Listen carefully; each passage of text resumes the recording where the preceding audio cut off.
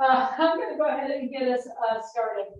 I am so delighted today that we've got Dr. Rebecca Pope-Ruark who's speaking to us. She's a national expert on this topic. I came across her in the Chronicle of Higher Ed, and just to have her here to speak to our faculty directly is just means so much to me. So thank you for being here.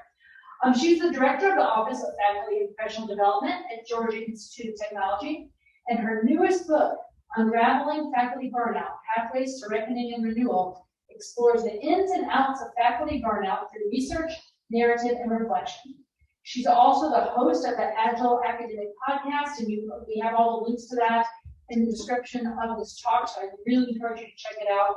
And it's for women in higher ed. And she's also the author of Agile Practicing Practical Strategies for Managing Research, Service, and Teaching. So I appreciate the advanced grant and the PMAX grant for getting her here to us. This is so in line with the work we've done, where it's really, self-care. How can we move forward without this? So without further ado, I will turn it over to Dr. Pope-Ruark. Thank you so much for having me, and thank you for that introduction, Elizabeth. Please feel free to call me Rebecca at any point in the conversation. So thank you again so much for having me. It's a pleasure to be here to talk to you today about faculty burnout, not as a way to start thinking about how do we deal with it, but how do we stop it? How do we think about different ways that we can mitigate it personally, but also how we can start mitigating it in our institutions where it's just proliferating. So I'm going to take the second and share my screen to get us started. Yep, we can see it. Okay, perfect. Thank you so much. Okay, so if you happen to be a tweeter, please feel free to live tweet this experience if you'd like. I'm happy to have that. And I can make the slides available to Elizabeth as well, so that they're there with the recording if anybody needs them as well. So a couple of things to get us started.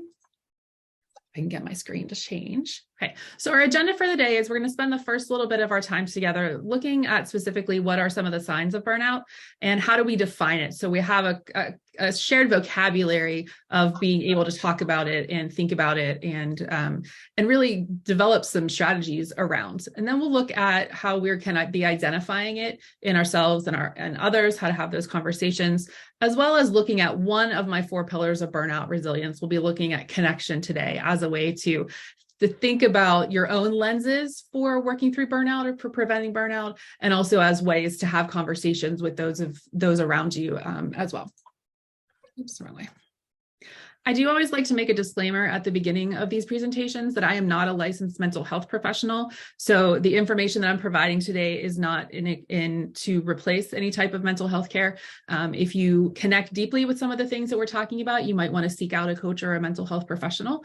That's always, I always recommend that if you have questions about burnout specifically and how that might be impacting your own mental health. But what's presented here, as Elizabeth said, comes from research, primary and secondary research, as well as primary experiences.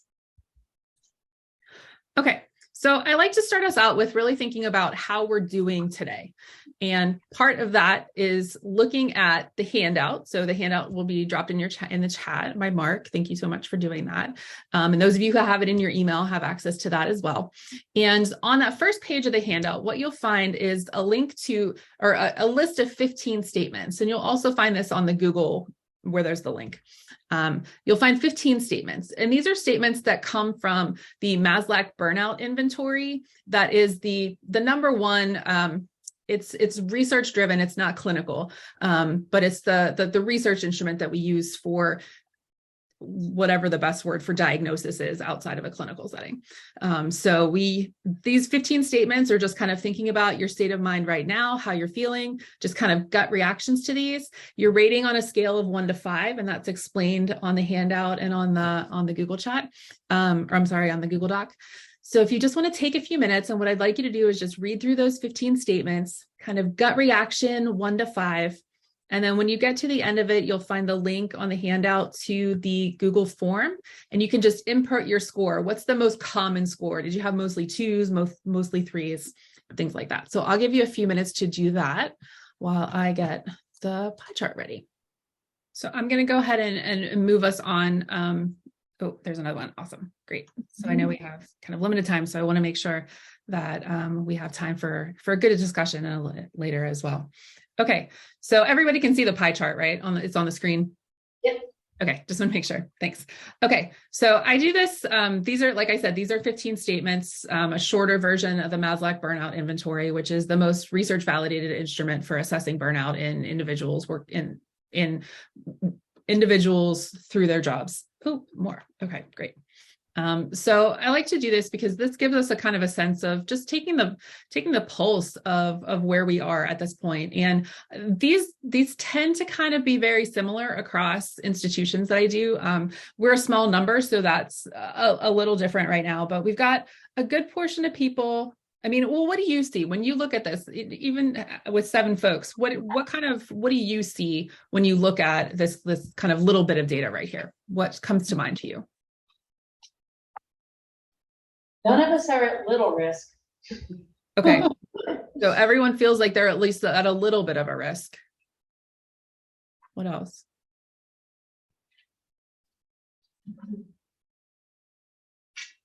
I did my average. It was a 3.6, closer to 4, but I had more things, you know. Okay, I'm sorry, I'm having difficulty hearing. Yeah. So Stacy said that she did her average, so it was close to 4, even though she put 3. So it's still Okay. 4, but my average was higher. Yeah. Okay. Tyra said that she tied on 3s, 4s, and 5s. Okay. Yeah. And there's probably a good reason for that. So there are 3 areas, specifically 3 characteristic areas in the diagnosis of burnout that we'll talk about in just a minute. And 5 of these statements each correspond with one of those. So you may find yourself kind of higher in one area than in another, and that's pretty common. But this is typically what I see is you got about half of folks who feel like they might be at risk in one area, but no one feels, very few people feel like they're really not stressed. They're not feeling a little bit of burnout in areas. It's good to see that no one here feels like they're purple, like they're in that severe risk place. But we do have a good chunk of folks who are in 4s, right? We have 2 people in 4s, and that's a potential for serious risk. So, we're feeling bogged down, and this is obviously a time of year, and I know you're in registration right now and thinking about next semester. It's the time of the year when it's easy to start really leaning into the burnout as well, because the stress is just compounding and doesn't seem to want to go away. So what are we looking at when we're talking about burnout? So the World Health Organization has defined burnout specifically in their last revision of it was in 2019. They defined burnout as a syndrome resulting from chronic workplace stress that has not been successfully managed. So there are a few key terms there that I do want to point out. The first one is syndrome. So those of you who are in public health obviously know, and in different health areas know that, they're not defining it as a mental illness per se. They're defining it kind of as a collection of symptoms that map together for a particular experience. So they're not calling it a mental illness as of yet. And the other real core part of this definition is this idea of resulting from chronic workplace stress. So burnout is specifically a workplace culture problem. It's a workplace problem, not necessarily a personal problem.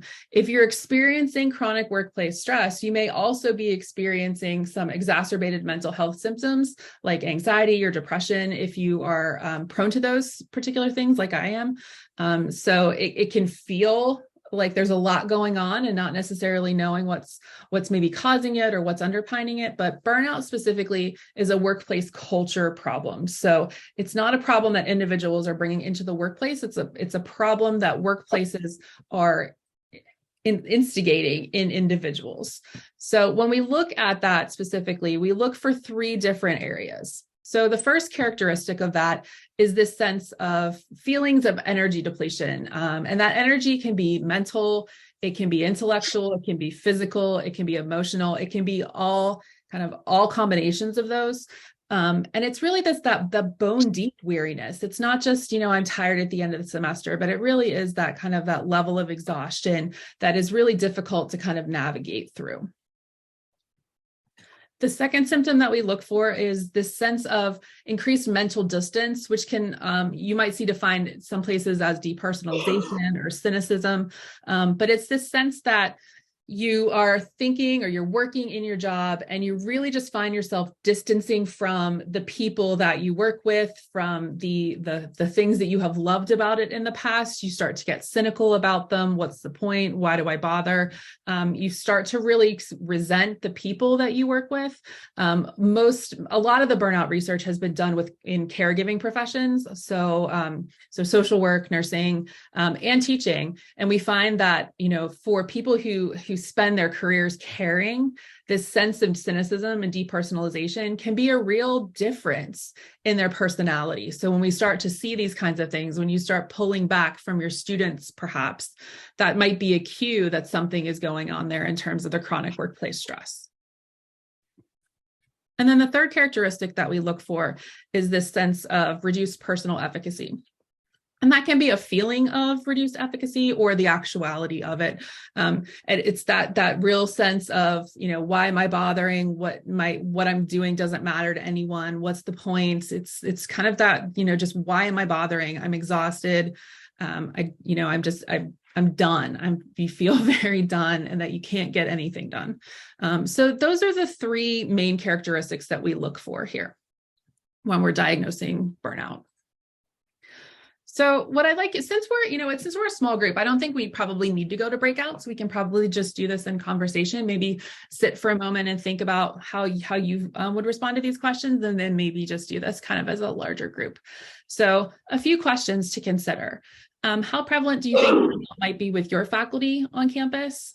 How is that showing up if it is manifesting? And then how might that be impacting students and relationships with students and teaching and learning?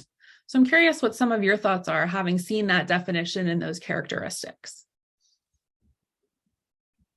So maybe just take a minute to kind of think to yourself and then share in the chat, or please feel free to unmic or speak up in the room.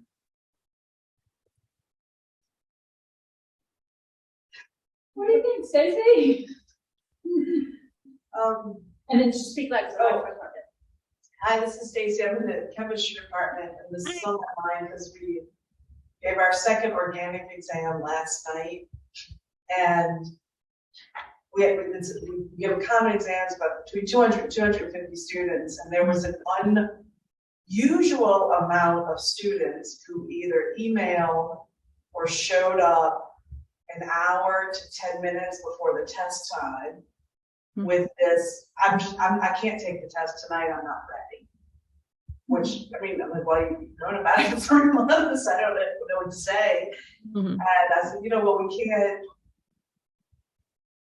just not let you take the test if there's no reason. And then one of them searched, well, I found out recently that my brother has schizophrenia.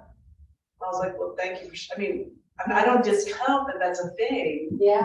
And then I guess the word got out, you need a medical reason. So I got a lot of, due to my mother's health issues, due to my sisters, I can't take the exam tonight. And I just thought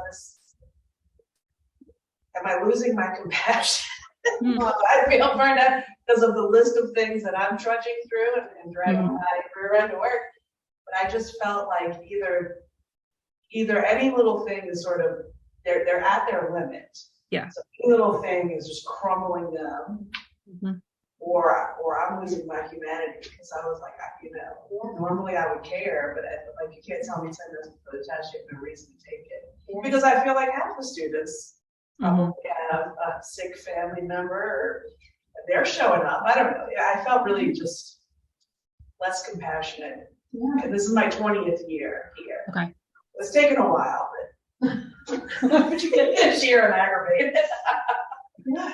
Yeah, well, it's such a different environment, right? With the flexibility that we were able to manage to offer during the pandemic when things were very unknown, is now kind of baked into what we do. And where are some of those lines now?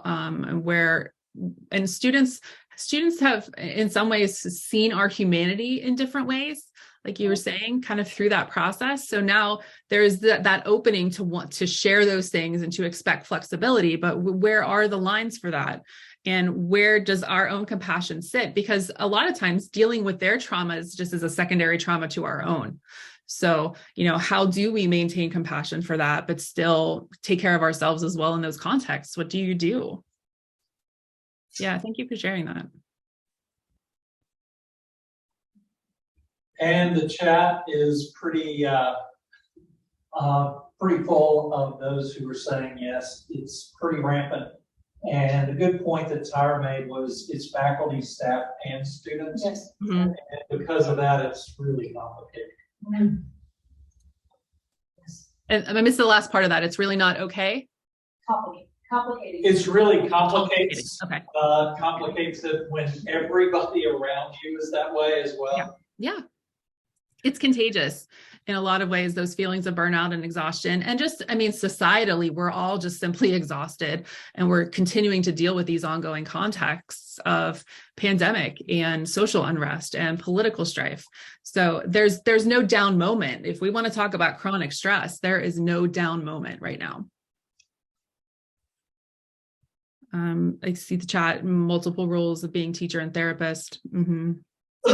Yeah, where are the lines there? Yeah.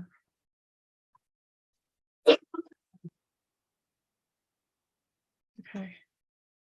I was gonna say, then I would let you, because I want to move on to your next thing, but I'm sure you feel this is a faculty development at your school too. I think in the role in CAT, and then those, like Stacey has the grant, and people are doing faculty support. It's even another level. Mm-hmm.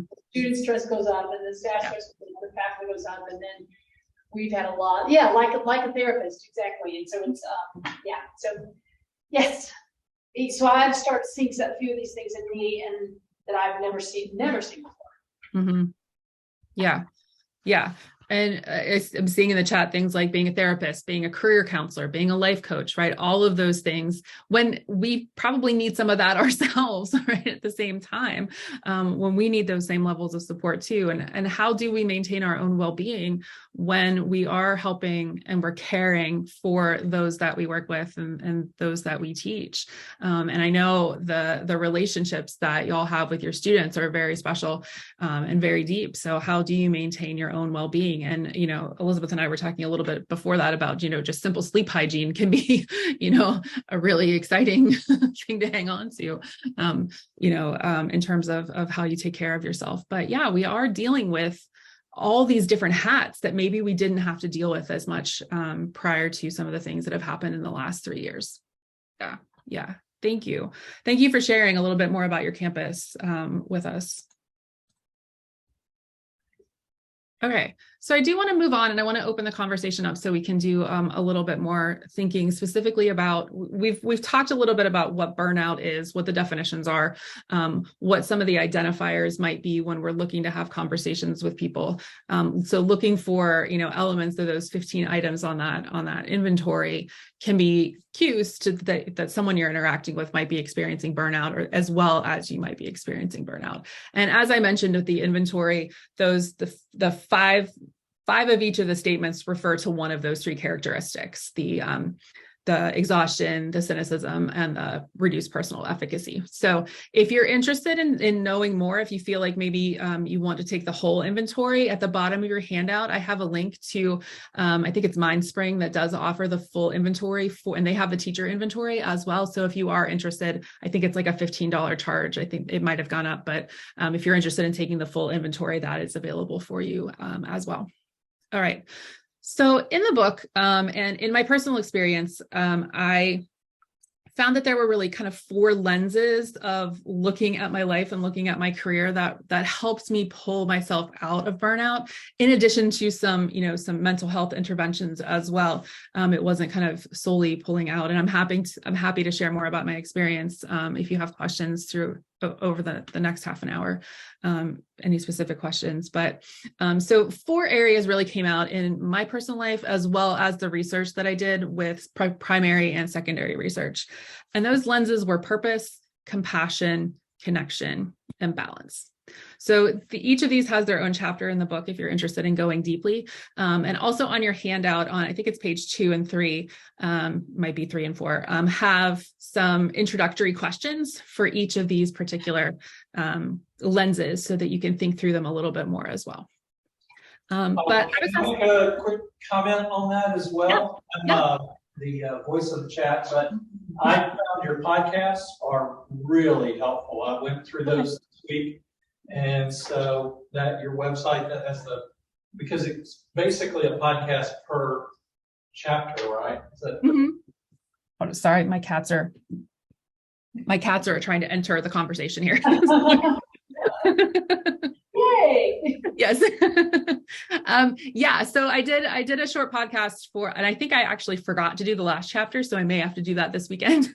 But I did do short episodes per chapter that go into that tell a little bit of the story from each of the chapter and then ask some questions to think about. So thanks for bringing that up as well. I'm glad you found those to be helpful. They were fun to do.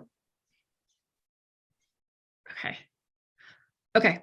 So moving on to our topic for today, we were asked to speak. I was asked to speak to Justin, bring us some exercises to think about connection, which makes total sense in the culture that you have at your institution. So I want to just give you a few questions to think about, kind of personally in reflection for a moment. So I'm going to give you like 3 or 4 minutes. Pick a question or two, jot some thoughts down. Really kind of give yourself an opportunity to do a little bit of free writing. When you're thinking about connection, what does it mean to you to be connected? What does that word mean? Are there people or things that you used to be connected to that maybe got lost or sidelined in the last few years? What connections are important to you? And how do we maintain those? And how might you reconnect with what fulfills you? So when we're thinking about connection here, we're thinking about connecting to people, but we're also thinking about connecting to ideas or connecting to nature, whatever that connection kind of means to you and fulfills you. So I'm just going to set a timer and give you 3 minutes and let you do a little bit of personal reflection on a few of these questions.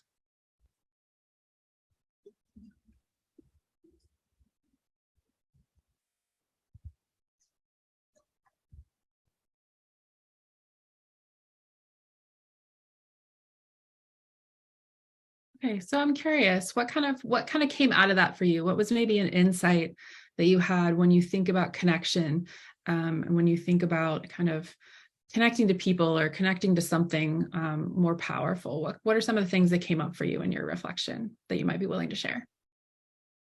And I see Tyra's in the chat sharing about being a social butterfly and that everyone seems tired and joyless right now. Yeah, thank you for sharing that. Yeah, mine was like, when I first thought that, I thought it's about the university. Like, I feel like I used to be connected to the university at large, the administrators, the planning, the decisions, like we were connected in a way with colleagues, in a different way. Yeah, just kind of, I felt really connected to the university in a way I don't now. Okay. Not that I don't feel disenfranchised. I feel like there's layers that I didn't used to feel. Yeah. I can kind of echo that. I mean, it's coming in a year ago. It's during COVID. Hurricane Ida hit. A lot of meetings have been in Zoom, and so developing that connection to the university and the workplace has been a little bit, I guess, harder. Yeah. Absolutely.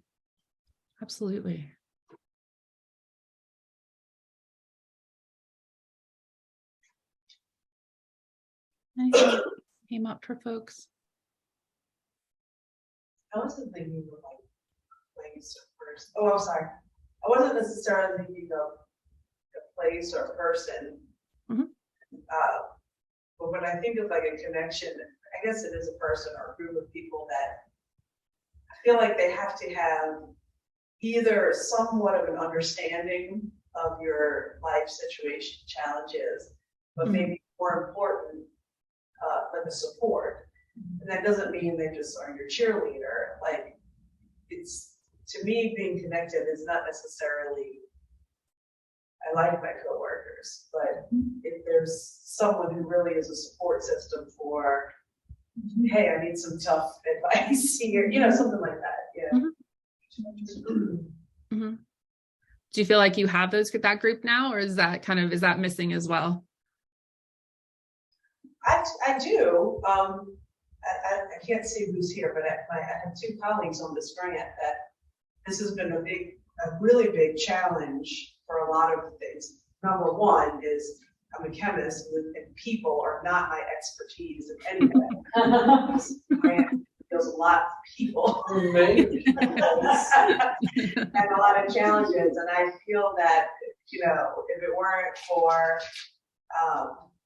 Flo and Manon and Elizabeth and Tyra, I really would have passed this on maybe. I don't know. Yeah. It's interesting Stacy said pass that on, because the fourth question there about how might you reconnect? One thing I kind of wrote is I'm changing my focus a little bit, because, institutions are ever evolving. And so changing my focus from this to more maybe local and CAT, so it's a similar kind of thing. It's interesting. Yeah. I think connections are really important when we're thinking about burnout, because one of the very first things I lost when I was experiencing burnout was my connection to my students, who had kind of been my life force for so long. And then it was a disconnection. Horses have always been a part of my life, and I found myself really pulling back from that, and not having that connection to my animal anymore. And feeling disconnected from my colleagues. And it took really thinking about, what am I missing here? What do I need to support myself? Who is that group that I need? But what else do I need to connect to kind of feel whole again, so that I can connect back to things like my purpose and my students? So thinking about connections, I think, is a really important way of kind of analyzing a little bit of your context, so that you can see your burnout or see burnout in others from a different lens, and think about it through that lens of connection. So I do want to move into the next part. And I think, Janice, if you're still there, I think this might be a good time actually to do the breakout for the folks who are online. Maybe put them into a group after I've introduced this, and then folks who are in the room, you can kind of do this together as well, if that's okay. Yep, that will work. Okay, great.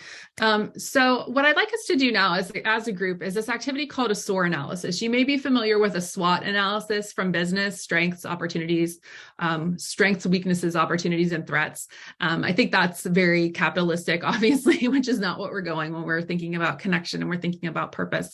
We're thinking about burnout recovery. So I would like us to really think about, and since many of you really started talking about connections in terms of folks at your institution, I think this is a really good one to do kind of together. So this particular analysis is called a SOAR analysis instead. So you're looking at articulating what are some of the strengths, opportunities, aspirations, and resources that are available to you, to think more about how you can connect more and again or differently with your colleagues, with your students, however you would like to define that. So the task here would be to think about, what are some of the strengths that Xavier has that are connected or that in helping people connect, right? What are some of those strengths? What are some opportunities where there might be gaps, where there might be opportunities to find more ways to connect or to think about different ways to connect?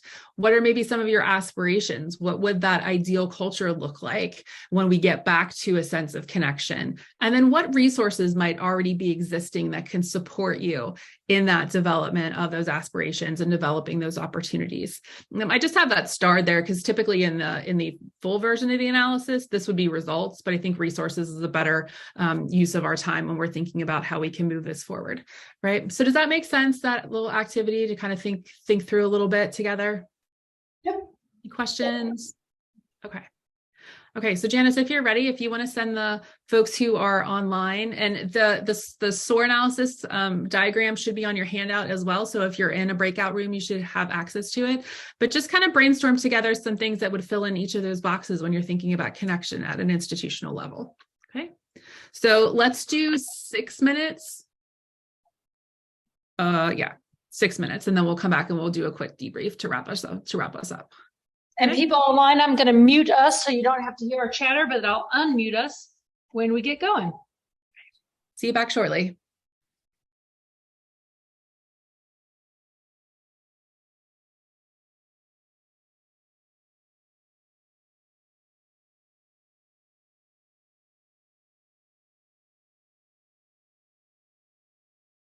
Hey, so welcome back, everyone. And do we need to unmute the room?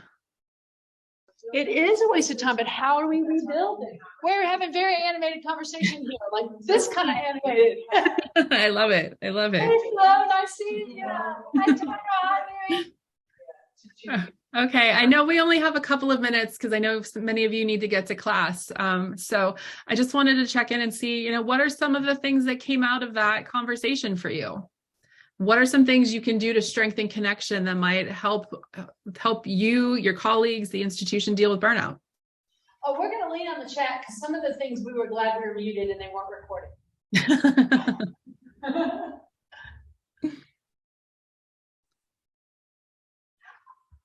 I will say we did talk about CAT and our center being a resource, strength, yeah. a strength and a resource. We did the same. We We had you in both categories. Hooray! Awesome. We talked about CAT being a strength. We also talked about our size, that we're not one of these huge universities. We're small, so our size actually helps, and that's a strength. Our department sizes are smaller than other places, so that's a strength for us. We also talked about CAT being a resource as the individuals in the room, and one of our members mentioned the CAT blog, just to be specific, as a resource. I don't know if we want to go to something else. We talked about opportunities. We also mentioned CAT again, Elizabeth. An opportunity to form those connections and to actually get with our colleagues who are like-minded or who have the same interests as us. We also talked about if we're serving on different committees, while that's work, you get to meet other individuals who are not in your department, in your space.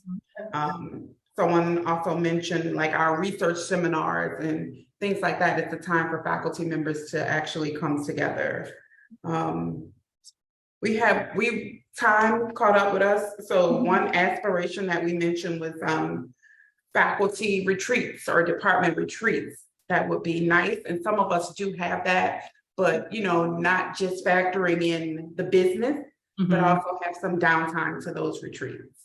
That would be an aspiration. I don't want to hog up the report out.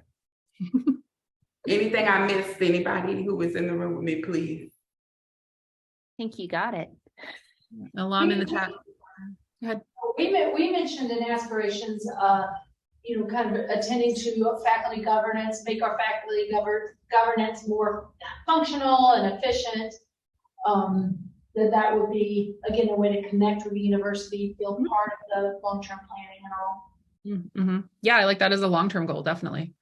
I'm seeing kind of some long-term things and some things that can be worked on culturally right now. Things, how do you kind of build in retreats, for example, at the end of the year, or the beginning of the year, at some point where there's an opportunity for business, but also for connection and some joy building as well.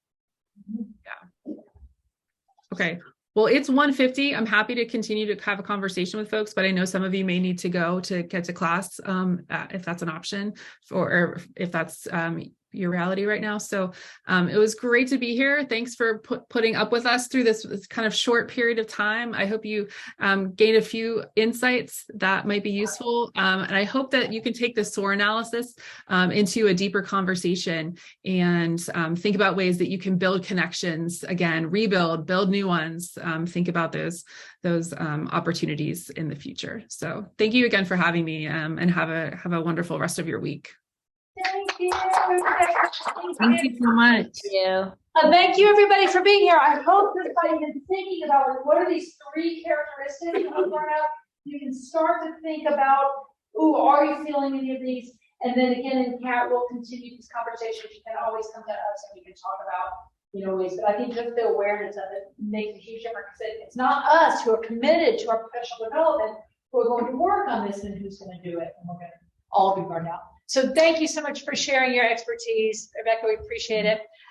Those of you online, please do the evaluation. Mark dropped the link in the chat. And thanks for being here. I'll see you next time.